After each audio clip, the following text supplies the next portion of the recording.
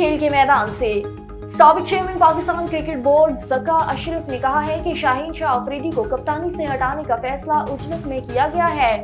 लाहौर में मीडिया से गुफ्तगू करते हुए ज़का अशरफ का कहना था कि शाहीन अफरीदी को बतौर कप्तान मुकम्मल मौका मिलना चाहिए था। शाहिद अफरीदी ने मुझे रिजवान को कप्तान बनाने का कोई मशवरा नहीं दिया था।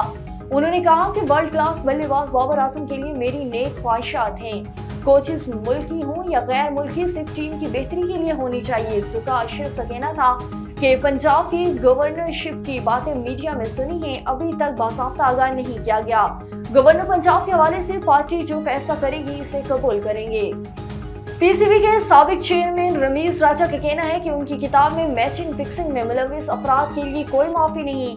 फास्ट बॉलर मोहम्मद आमिर की कौमी टीम में वापसी पर अपने रद्द-ए-अमल में रमीज राजा ने कहा कि मेरी राय बहुत सादा है। ऐसे खिलाड़ियों के लिए हमदर्दी जरूर होती है, लेकिन मेरी किताब में उनके लिए माफी नहीं। अगर मेरा बेटा भी ऐसी सरगर्मियों में मुलविस होता तो मैं इसे आग कर देता। अमाद वसीम के हवाले से बात करते हुए रमीज राजा का कहना था कि अमाद वसीम ने पाकिस्तान सुपर लीग में भी अच्छा परफॉर्मेंस किया। वो बिला सलाहियत और ज़हीन क्रिकेटर हैं जो अपने टैलेंट को सामने लेकर आते हैं।